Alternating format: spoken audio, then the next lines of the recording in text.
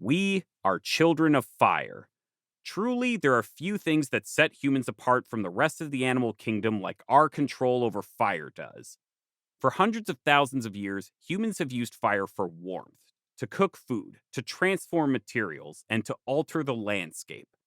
Fire is so central to the human experience that it pervades our mythologies and religions, whether we are talking about the Aztec New Fire ceremony, the myth of Prometheus, the sacred fires of Zoroastrianism, or the story of God appearing to Moses in the burning bush.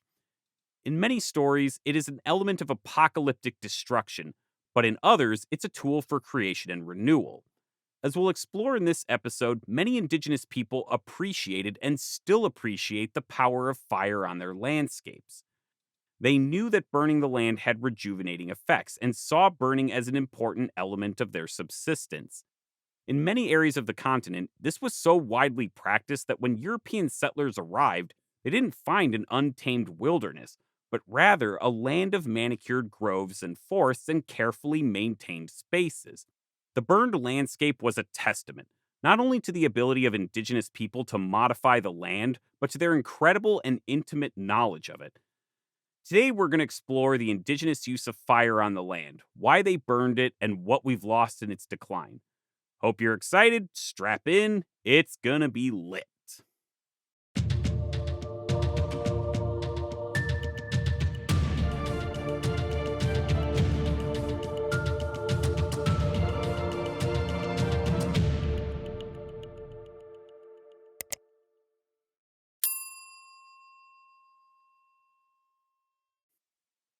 Before we start, I shall dispense with the customary caveats about what this episode is and is not. First and foremost, this is not meant to be a comprehensive survey on all fire regimes across two entire continents, because such a survey would be extremely long, exhausting to research, and repetitive in many places. At the risk of sounding like someone who came of age a long time ago, let's think of this as a greatest hits album or mixtape of indigenous fire management, or a playlist for you younger, cooler people. I don't know, I don't use Spotify. Don't worry, I think we'll all have a healthy appreciation for indigenous burning by the end of the episode. Second, we gotta be cautious of generalizations and broad strokes. I don't want you coming away with the idea that all indigenous people burned the land everywhere all the time. As we'll see in a little bit, certain environments were better suited than others for different fire regimes. Different people had different objectives, and this influenced if, how, when, and why burning occurred. For example, agriculturalists in the American Southwest appear to have only burned on very rare occasions to clear out areas for farm fields, and this makes some sense because a fire on such a dry landscape may have been difficult to control or could have threatened nearby resources, especially wood. It's also worth keeping in mind that while many landscapes were extensively modified by anthropogenic fire, this did not affect every square mile of the continents. By the way, anthropogenic is a word that'll come up a lot during this episode, and it means created by humans. So when I say anthropogenic fire, I'm referring to fires started by people, intentionally or otherwise, as opposed to a natural fire started by something like lightning. While the old romantic claims that the Americas were a pristine wilderness that happened to be passively inhabited by people are certainly wrong, it also wasn't a completely humanized landscape, as some more recent writers have argued. Many areas were, but the continent still had lightly inhabited areas. Populations were more mobile, and burns were most often conducted around settlements, the hinterland, travel corridors, and research rich areas. The truth, as usual, is very complex and nuanced, and that's why we're here. Now let's talk about sources for this episode. How the heck does one even research ancient and historical fire regimes? How do we know who is conducting burns and why? An excellent question, my dear viewer. The first and perhaps most important source comes from people. We have accounts from people who witnessed the use of fire on the landscape and its aftermath, usually from frontier settlers and ethnographers. More importantly, however, are the indigenous nations themselves.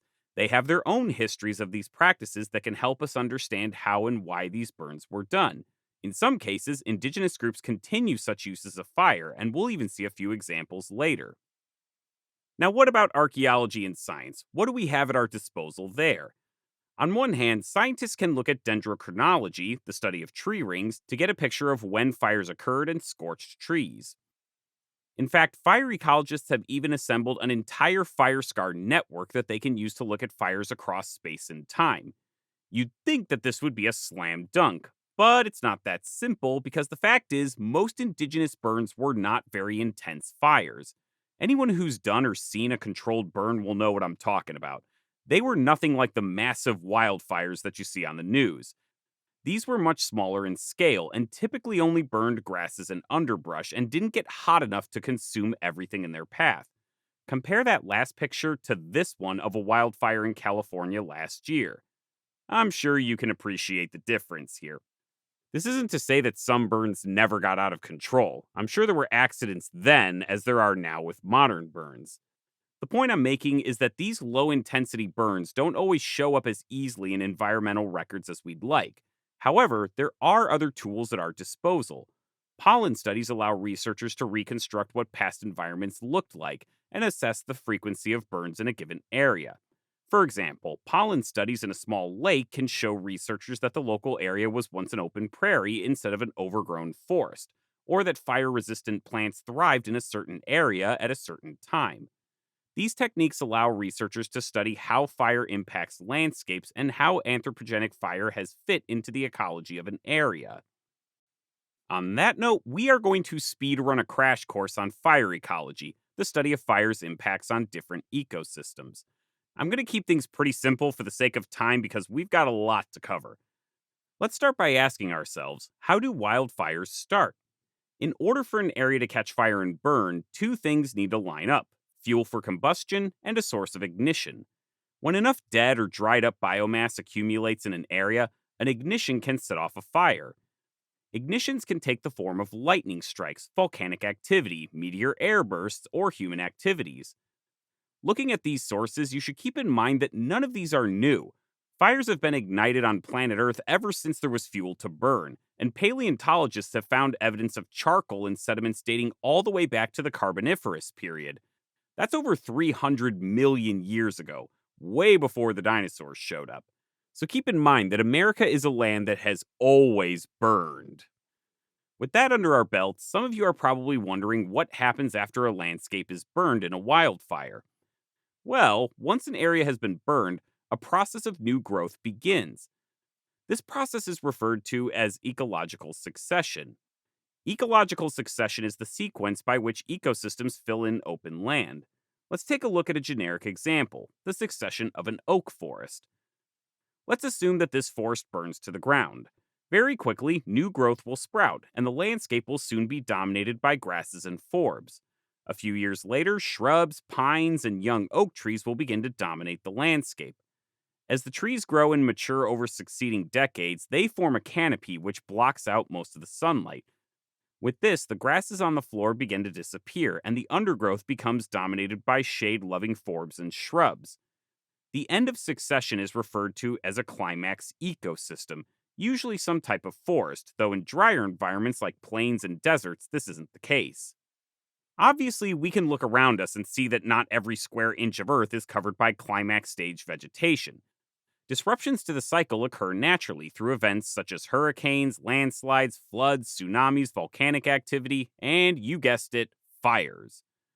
Now, the entire biome doesn't get impacted by these events equally, so any given biome might have many areas in different stages of succession, and this is crucial.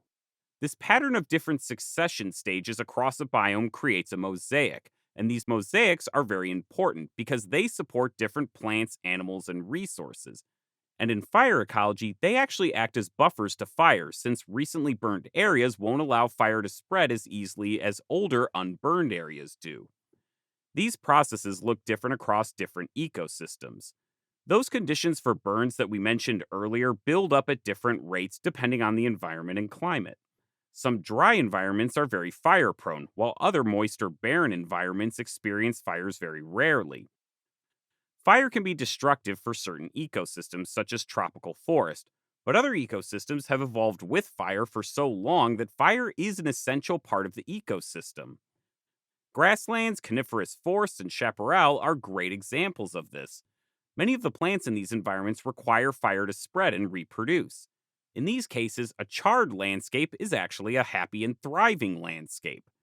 What I want you to understand is that fire isn't some aberration, but an important and natural part of different ecosystems, one of Mother Nature's favorite tools for altering the landscape.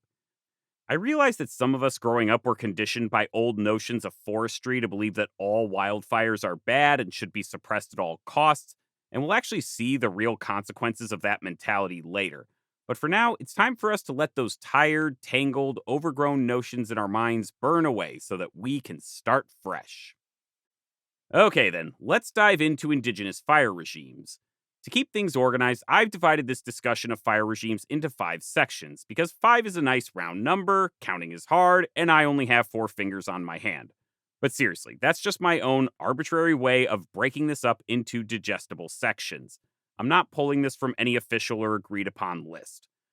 First, we'll discuss fire for farming and agriculture. Second, fire for foraging.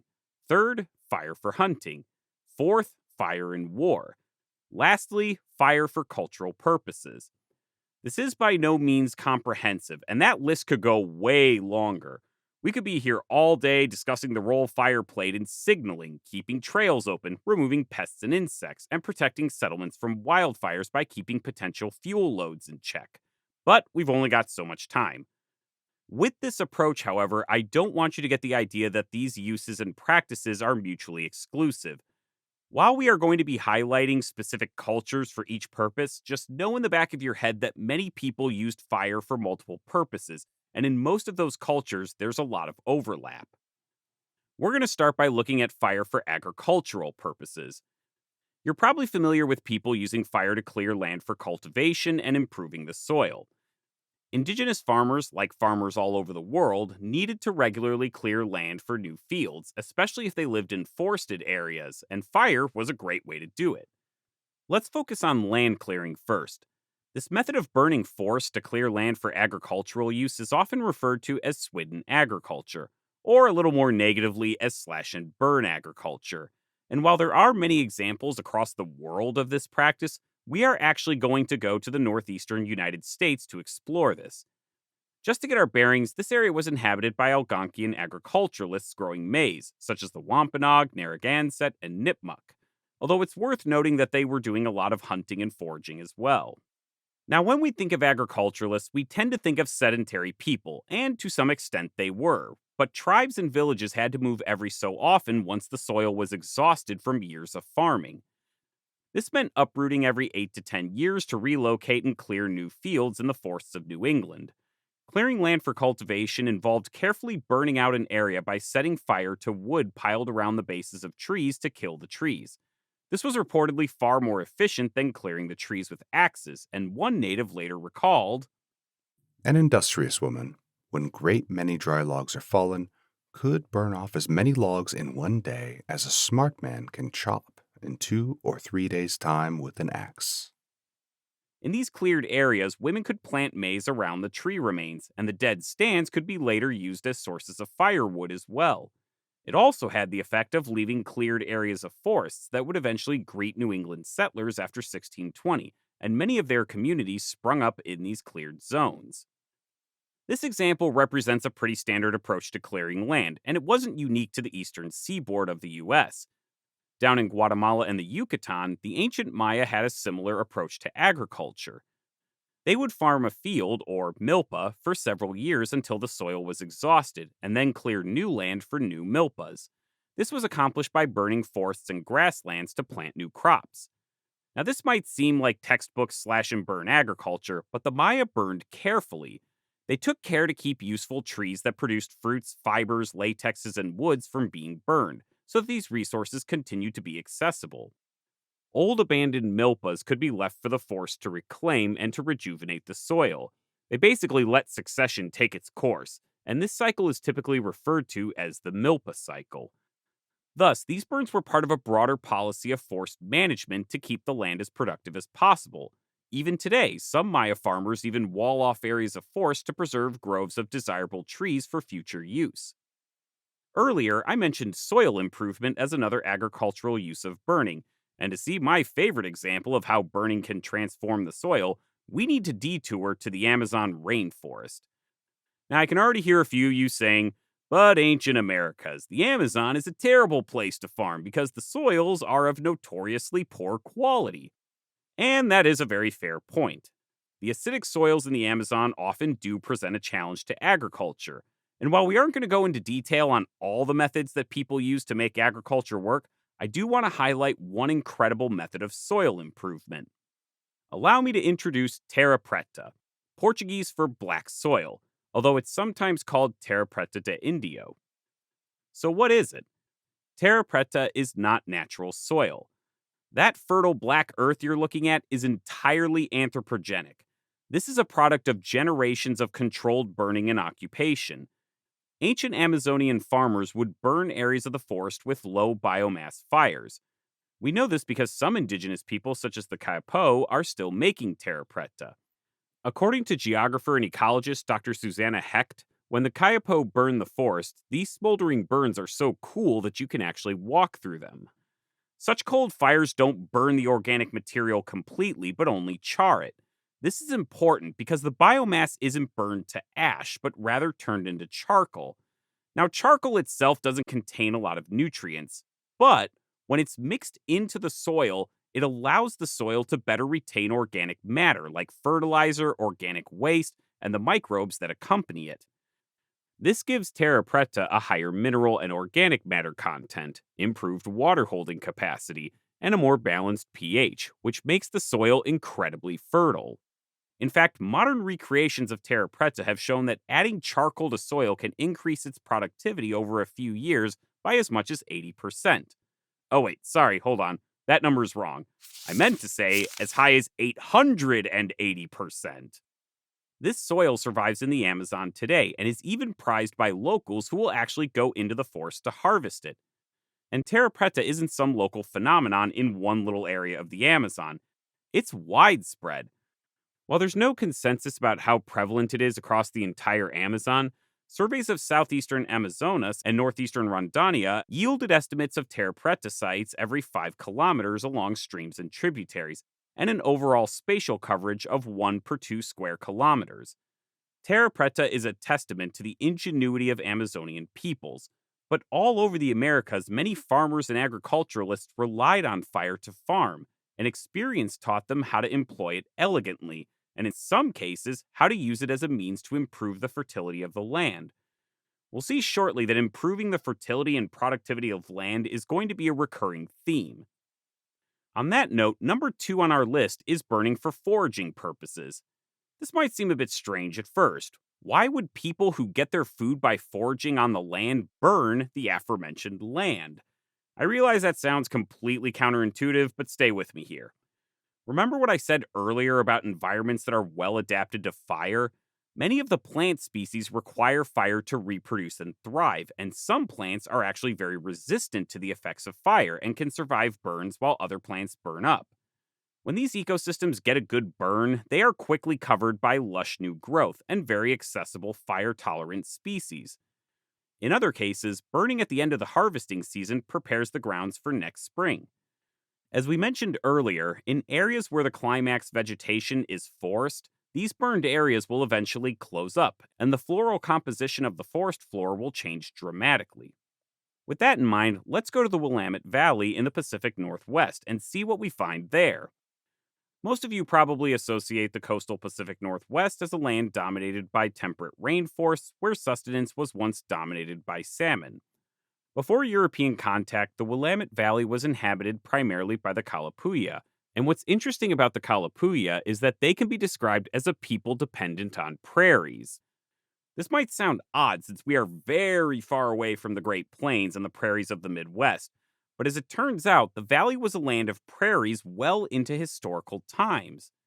When explorers and settlers arrived fresh off the Oregon Trail, well, the ones who survived all the dysentery and treacherous river crossings, anyways, they encountered a landscape that was dotted with large prairies. These prairies were not part of a virgin landscape, but a conscious product of the Kalapuya, and they were essential for their survival, providing them with a host of various edible plants and wild game that we'll get into soon. This was great because, unlike many of their neighbors, the Kalapuya couldn't rely as much on salmon because the Willamette Falls blocked the salmon runs. Thus, they had to get a lot of their food from elsewhere, and prairie produce picked up the slack.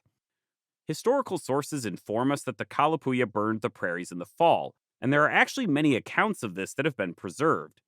In 1841, a U.S. expedition into the valley recorded several instances of prairie burns by the Kalapuya. To quote one of the many references to burning by the expedition, Atmosphere filled with smoke, consequently unable to see much of the surrounding country much burnt. Our route has been through what might be called a hilly prairie country, the grass mostly burned off by recent fires, and the whole country sprinkled with oaks so regularly dispersed as to have the appearance of a continued orchard of oak trees. these prairies provided a beautiful smorgasbord of food that these burns enhanced. Berries such as Pacific blackberries, huckleberries, and salmon berries thrived in these environments, and regular burning reduced the competition of other undesirable plants, and under such conditions, the berries would grow quicker and bear more fruit. Roots and tubers such as camas, lupine, and wild onion thrive in well fired environments. Other important plants like tarweed could be more easily harvested after burns. Outside the Willamette Valley, fired prairies were extremely important areas for cultivating other plants, such as western dock, wild sunflower, and small tiger lily. But even outside the prairies, the Kalapuya still fired forest understories to clear out underbrush. This had the effect of making acorn and hazel harvesting much easier. And like we mentioned with the berries, eliminating competition from other plants improved the tree's ability to produce acorn and hazelnuts. Regular burns by the Kalapuya left clean, well groomed groves of oak that so impressed settlers, we have quotes like this one from pioneer Joel Palmer in 1845. Upon the slopes of these Lola hills are several thousand acres of white oak from 6 to 20 feet in height, some of them large diameter, and all with large bushy tops. The ground being covered with grass, at a distance they look like old orchards. In looking at the Kalapuya's stewardship of the Willamette Valley, their maintenance of the forests, the careful preservation of the prairies, we can see a landscape that was anything but pristine. It was engineered and manicured. The absence of agriculture betrays a sophisticated and sublime approach to silviculture that ensured that the land remained as productive as possible. Fire was a critical element in the creation of these elegant landscapes. Now, I want to emphasize that the Kalapuya are not unique in this. This was pretty common across much of the Pacific Northwest and many other areas of the Americas. Many people burned areas to promote growth of useful plants and to discourage the spread of unwanted plants. So, yeah, the next time you play Stardew Valley and you want to level up your foraging skills, you'll probably want to figure out how to burn the floor of the cindersap forest because those salmon berries and blackberries gotta grow. Thus, fire was not something just to clear land, but to enhance it. It was vital to many hunter gatherers by allowing them to keep their lands as productive as possible. Why bother domesticating crops when you can domesticate the local ecosystem to give you what you need? It's brilliant. Okay, let's move to reason number 3, hunting. Hunting is probably one of the earliest universal uses of fire, and one that pops up all over the world. Fire could drive game into hunting circles, and this doesn't just extend to large animals like bison, deer, antelope, and moose, but to smaller game like muskrats, rabbits, and alligators. In California, there's even records of people burning certain areas to harvest grasshoppers for consumption. For those who went on our Oaxaca trip, we know that grasshoppers can make a tasty treat, especially when you put them in guacamole. So good. But we're actually going to look at a more subtle application of burning here that builds off of reason number 2. As it turns out, burning underbrush is a terrific way to manipulate and improve hunting grounds. We could discuss the Kalapuya in additional detail on this because their curated forests produced an abundance of grasses, berries, hazelnuts, and acorns that attracted game animals like deer, elk, and bear, to name a few. In fact, many people across the continents kept forests cleared out to attract game. But for a better look, let's move to the middle of the North American continent, to the Great Plains. Up until now, we've mainly discussed forested environments, but this is something different. As I mentioned earlier, plains and grasslands are well adapted to regular burnings and are naturally very fire prone. This is something that the inhabitants of the High Plains realized and manipulated to their advantage. For a good example, a geoarchaeological study in Montana back in 2018 looked at a couple of bison jump sites and found evidence of increased burning activity that corresponded with the dates that the jump sites were in use. This strongly suggests that fire was an important element in these communal hunts. This is something that we actually touched on in our bison episode from last year, so some of this will sound familiar. Just as a quick refresher, plains people used to drive bison off of jumps, into canyons, or into corrals to kill them in large numbers. Now, some of you might be thinking that those fires were set to drive the bison towards the jump. And while that is a possibility, the authors of the study believe that this is evidence of something else. They argue that these fires were designed to encourage new growth and lure the bison into drive lanes so that they could be driven off the jump. Fire was and still is a natural feature on the plains, and the inhabitants of the plains would have realized that the new grass growth after a prairie fire attracted bison and other game animals. Thus, they would have known how to burn the prairies around jump sites and manipulate the movement of the bison herds into desirable hunting grounds. That's pretty awesome already, but wait, it gets better. Using burns to lure bison into jump sites isn't all you can do for bison and plains. You can actually use fire to expand bison and game habitat, and this is exactly what people in the eastern US did. By using fire to open up areas of the forest and to keep them in a prairie succession state, they were inviting and importing bison into new lands. Furthermore, such practices helped create what are called edge environments, a term that describes transitional zones between two different habitats. These edges have historically been very productive game environments. This is why when you look at maps that show the former range of bison, you find bison as far east as New York State, the Carolinas, and Georgia. Occasionally, I hear people ask why bison or deer were never domesticated. And when we look at burning, I think we find a possible answer. Like I said earlier, people focused on taming the land itself by carefully and consciously creating a landscape where these animals could thrive. No need to put the energy into domestication, or at least that's my guess. All in all, it's an ingenious approach. Let's move to the fourth reason: war. We won't dwell on this for too long, but I think it's worth mentioning that fire did have martial and security applications.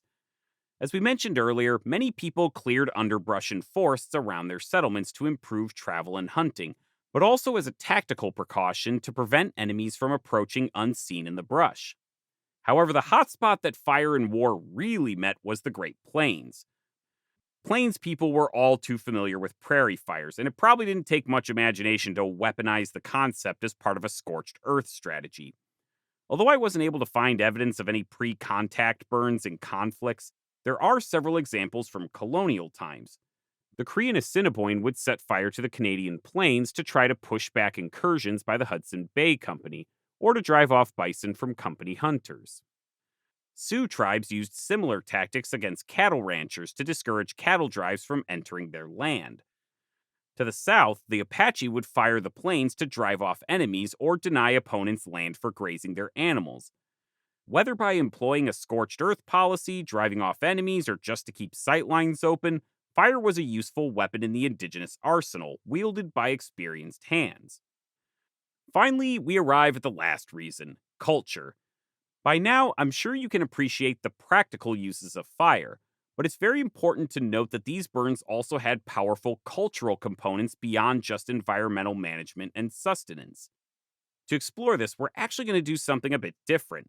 Rather than digging into anthropology and historical accounts, we're going to look at people who are still burning today. Let's return to Brazil, but not to the Amazon rainforest. Instead, we're going to the Brazilian Cerrado. The Cerrado is a very large tropical savanna and is the second largest habitat in Brazil behind the rainforest itself.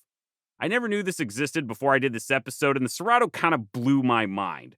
It's an incredible hub of biodiversity that is often described as an upside down forest, because the majority of the biomass is actually located underground. Which is really good because this is a very fire prone environment, and that underground vegetation, such as bulbs, taproots, rhizomes, and stems, allow plants to recover from fire very quickly and successfully. We're going to focus on the Chavante people. The Chavante live on reserves in the eastern parts of Mato Grosso state in southern Brazil, and they have their own fire regimes that they still practice to this day. Traditionally, the Shavante have used fire as an aid in hunting, but these hunts also have a powerful cultural element. Today, these hunts are usually used to supply meat for ceremonies such as weddings and various rites of passage. In the cases when they are hunting just to get meat, it's a community affair where the spoils of the hunt are shared with the entire community as part of a festival. Thus, these fire regimes are deeply embedded into their social and cultural traditions, and this often gets lost when certain parties in Brazil blame the Shavante for environmental degradation and engage in a lot of cultural shaming. But the thing is that studies have shown that this is actually not true. These fires have no negative impact on the health of the Cerrado or its wildlife and work in tandem with natural fire regimes. If we head to the boreal forests of our lovely northern neighbor, Canada, we can see that burning has been practiced by many different First Nations for reasons similar to what we've discussed. But there are similarly important cultural aspects to their fire regimes.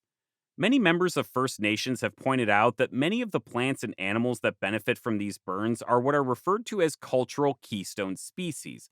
That is, plants and animals that play a major role in shaping the cultural identity of a people.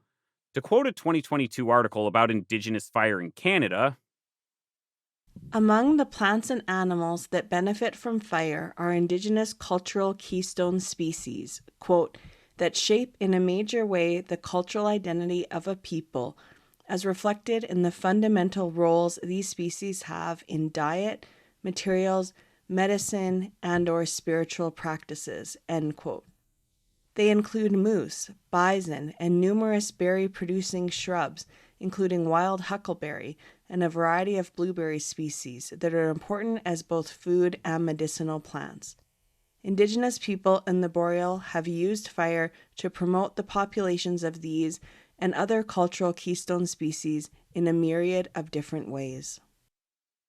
many First Nations have stated that they have a responsibility passed down from their creator to be good stewards of the land, and thus burning takes on a much deeper cultural significance. A few creation stories even incorporate burned landscapes. I bring all this up so that you don't see fire as a simple means to an end, but something that runs much deeper in Indigenous societies past and present. Okay, with those 5 reasons now discussed, there might be a few lingering questions. I'm sure some of you might be wondering how these people even figured all this out, and that's a good question. Indigenous people across the continents would have seen natural fires burn around them, and they would have seen and then known about its transformative effects on the environment. Remember, these people and their ancestors would have been every bit as curious and observant as we are today. They would have seen the forests open up into grasslands or various edge environments. They would have seen the new growth that resulted and the wildlife that was drawn to it. At some point, people would have realized that fire could be used to transform the land and keep it in a certain state that was beneficial to them. In an interview that I had with Métis member Dr. Amy Cardinal Christianson, she summed this up perfectly. Lightning was a great teacher on the landscape, particularly in fire-dependent forests like the boreal. Most indigenous nations have stories and songs of lightning, including many associated with the thunderbird. These oral histories show the impact lightning has had on many indigenous cultures over time. Cultural practices and the materials needed vary so much between indigenous nations, but many were reliant on plants, berries, trees, and animals that do well after fire. It is likely that indigenous peoples saw the positive benefits of lightning fires and then began to replicate these fires through trial and observation, resulting in the practices that are conducted by many indigenous nations worldwide, putting fire on the ground in places we want when it is best and safest to do so. Now, it's practically impossible to say how far back these practices go. Tree rings and pollen records can only tell us so much, and as I said earlier, a lot of these burns don't show up in the ecological record very well. Many indigenous groups will say that they have practiced these burns since time immemorial, and while that's not a definable date, it does give you a sense of how deeply woven into their memory it is. For those who do want dates, a settlement called Assowanak was recently discovered in the territory of Sturgeon Lake First Nation in Alberta, and it dates back to 11,000 years ago. charcoal layers around the site suggest that the inhabitants might have been practicing some kind of fire management. While more investigation needs to be done to confirm this, if true, anthropogenic burning in that area could go back well over 10,000 years. Hopefully by now you've got a newfound respect for burning, but we can't end this episode without talking about the decline of anthropogenic burning and its recovery. As we now know, many parts of the American continents were shaped by the adept application of anthropogenic fire prior to 1492. That all slowly changed with European colonization. As I mentioned earlier, settlers were greeted in many areas by landscapes cleared by fire and forests that were carefully maintained with well-honed fire regimes. Some of them were even lucky enough to witness such burns in action, but not all of them were able to understand and appreciate the purpose of these burns. Many Europeans were a bit pyrophobic and got completely freaked out seeing natives set fire to the land. Very few had comparable experience, and thus, when areas got colonized, the burns stopped, sometimes with dramatic effects.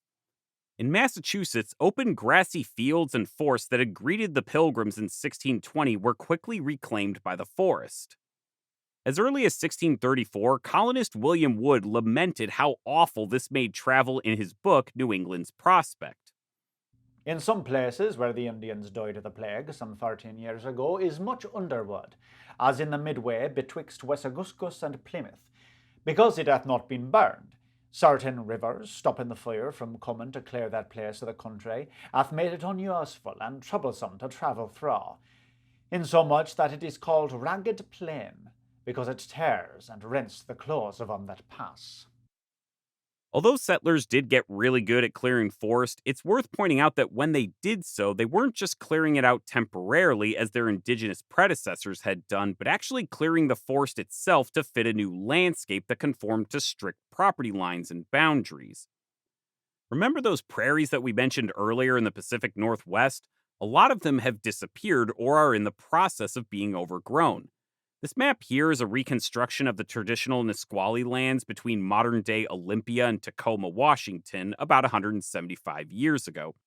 You can see in the map that a lot of this space is wide-open prairie, but fast forward to today, and you can see how much of the prairies have been taken over by the forest. Oh, and a lot of that prairie in the map isn't actually prairie, but developed land by the cities of Steilacoom, Lakewood, and the Fort Lewis military base. But hey, the prairies to the south are still mostly there, and that means that someone's taking care of them, right? Yeah, about that. In what is probably the weirdest twist of fate, those prairies south of Fort Lewis still get occasionally burned, but not for any ecological or cultural reasons, but rather as a result of live fire military exercises. At least they were back in the 80s and 90s when my source was dated. Maybe it's changed now, but I couldn't confirm. That said, however, there were settlers and frontiersmen who saw and appreciated the wisdom of these burns, and even continued many of these practices. In the southern United States, many Scotch-Irish settlers practiced similar fire regimes. Stephen Pine argues that these practices were first adopted from similar indigenous fire regimes, and then were retained as important frontier skills that aided in land clearing, promoted better hunting and grazing areas, eradicated pests, and reduced local fuel for forest fires, which in turn protected frontier homes. This persisted well into the 20th century in some areas. In the 1930s, the U.S. Forest Service decided to investigate these fires by interviewing the locals. One informant in the 1930s told a government worker, "Fires do a heap of good. Kill the boll weevil, snakes, ticks, bean beetles. Greens up the grass, keeps us healthy by killing fever germs." As charmingly quaint as that sounds, the Forest Service was not impressed, and in time, the ability of locals to manage local forests was removed from local practitioners and placed in the hands of professional foresters. To employ another example that might be closer to home to certain viewers, elderly lifelong residents of Phoenix, Arizona may remember a time when it was normal to burn lawn grass at the end of the year. Weirdly enough, while researching this episode, I was talking to my northern Wisconsin born and raised wife about this very topic when she chimed in, "Oh yeah, my dad used to burn our yard when I was growing up," and my suburban raised brain was like, "What?" So in a subsequent call to my rugged as nails father-in-law, I learned that where he grew up in northern Wisconsin, that the farmers and local community would come together to burn fields and undergrowth and forests during the spring when there was still a lot of moisture. But he also mentioned that some burns were done in the fall as well. It was very much a community event where they would go through different farms and properties and conduct controlled burns. When I asked why they burned, he gave reasons that were all too familiar to me by now. He mentioned that it helped the plants grow back better, that it got rid of weeds like poison ivy and thistles, and that it acted as a fire barrier against potential forest fires. So, yeah, that was all pretty wild to find out. Unfortunately, such perspectives rarely prevailed against the attitudes of the day. Amidst the colonization, there was a stereotype that began to emerge of the careless Indian, whose reckless use of fire triggered massive and destructive forest fires, and this played a lot into colonial narratives. To many settlers and colonists, these burns were completely irresponsible and destructive behavior that needed to be suppressed. Colonial governments in the US and Canada went to work eradicating native burns by criminalizing such activity. By the early 1700s, anthropogenic fire had all but disappeared from the eastern forests, and by the start of the 20th century, it had practically disappeared in the West. But it went much further than that. In the United States, politicians and policymakers didn't want any fires in the forests at all. As far as they were concerned, these were potentially valuable sources of timber and other resources, or public land like state and national parks. There are quotes from many people lamenting the loss of forests to wildfires, not realizing that many of these areas were fire prone environments in the first place. In the US, this dovetailed with a lot of public discussion in the early 20th century about how the Forest Service should manage the nation's forests. In the discussions that followed, the Forest Service weighed the policy of fire suppression to promote silviculture for future timber production against a policy of light burning to reduce fuel loads and fire intensity. Unfortunately, such burn advocates did not carry the day, and throughout the 1920s, federal and state governments and the Forestry Service adopted policies aimed at fire suppression to limit fire damage as much as possible, with all that technology and military surplus could offer. The Forest Service even got a charismatic and popular mascot in Smokey the Bear to constantly remind everyone that we needed to prevent forest fires. The consequences of fire suppression over the decades have been so obvious that I probably don't even need to state it, but I'm gonna. Fire suppression tactics allowed forests and undergrowth to swallow up spaces that had been kept open by different indigenous groups. As this process continued, fuel and biomass began to build up unchecked, and those mosaics that we talked about earlier began to disappear. Any fires that did ignite were suppressed as quickly as possible, denying many areas the benefits of fire that we discussed earlier. And when suppression tactics didn't control burning, these fires burned hotter, faster, and longer than they had in centuries. To use the Blue Mountains in Oregon and Washington as an example, natural and indigenous burns before colonization kept the forest floor clean and allowed fires to burn through the forest and consume fuel, building those lovely mosaics that we talked about earlier. Since colonization, fuel patterns completely changed with agriculture, ranching, and logging, and the removal and resettlement of the original indigenous inhabitants. Grasslands that once helped fire move through different sections of the mountains were gone, and roads and property lines cut up the landscape. Logging promoted the growth of grand firs and Douglas firs in dense thickets, which helped tree-destroying pests like western spruce budworm and various bark beetles thrive, which in turn added more dead fuel. So it shouldn't be a surprise that in the 1980s, massive fires tore through the mountains, consuming the huge amounts of concentrated fuel that had built up over decades in a show of destructive pyrogluttony. By the 1990s, many parts of the forest were in complete shambles. I should emphasize that this is not an isolated example, but part of a larger pattern in the western US and Canada. If you want a fascinating side-by-side comparison of the effects of fire suppression and natural cycles, fire ecologists have pointed out that Southern California, where fire suppression has been practiced for decades, tends to experience less frequent but very intense fires, while across the border in the Mexican state of Baja California, fires are more frequent but much smaller. While the exact reasons for these differences are debated, many have suggested that this is a direct result of different policies. Now, that is a bit of a bummer note, but thankfully, the field of fire ecology and fire research caught up in the latter half of the 20th century and largely vindicated all those indigenous practices that had previously been banned.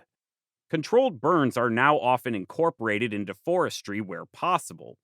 The recent decades have also seen renewed efforts by various indigenous nations to resume or continue their old burning practices. To see this in action, let's return to Canada and to the boreal forests there. Some of the First Nations there are making efforts to revitalize cultural burning practices by allying with local governments to improve fire stewardship. Just recently, the Karuk tribe in Northern California reached an agreement with the state that allows them to conduct burns on their land by removing several regulations that had prevented them from doing so in the past.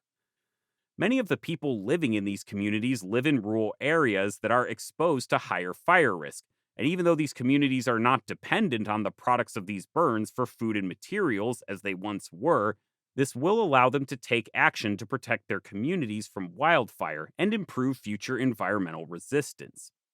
Although there are many obstacles to overcome, I really hope this all comes together and sets an example for other indigenous groups and modern governments to follow. Let Mother Nature burn again. In wrapping this up, I want you to take away how influential and present fire was on the American landscape. Whenever we read about the pre colonial Americas, we're often given the impression that much of the continents were virgin, pristine landscapes. In many colonial narratives, it was said by settlers that natives didn't, quote unquote, use the land properly. In truth, these were lands that were shaped by an incredible use of fire that was specifically designed to keep the land as safe and productive as possible. Whether people were clearing forests for fields, opening prairies for game hunting, or promoting the growth of useful plants, fire had many important effects that modern science has come to appreciate. These burns weren't just a practical form of land management, but also formed an important part of indigenous identity, and a part that many nations are reclaiming and reasserting today. Over the course of this episode, I've restricted the discussion to the 5 reasons I mentioned at the start: fire for farming, foraging, hunting, warfare, and culture. In discussing these, I highlighted only a few specific groups in a few areas, but such practices were widespread across North and South America, and once you know that, you start seeing them everywhere. This episode could have been the first in a series of videos about many different fire regimes and their applications. Heck, as I record this, I'm currently researching a certain culture for the next episode and discovered that they had their own fire regimes as well. I had no clue about that beforehand, but after this video, I can't say that I'm surprised. That said, I hope I've given you a taste of how regimes across the continent worked, so that you can appreciate the ingenuity of these practices, what we've lost in their suppression, and what we've rediscovered. And that's going to wrap us up for today. I want to give a special thanks to Dr. Amy Cardinal Christianson for answering some important questions for the episode and script. She has a great podcast on Indigenous fire ecology called Good Fire if you want to learn more. There will be a link in the description for that. Don't forget to like and subscribe, and if you would like to support the channel, you can do so on Patreon. The link will be in the video description. Don't forget to subscribe and follow us on Facebook. Take care, and we'll see you in our next episode.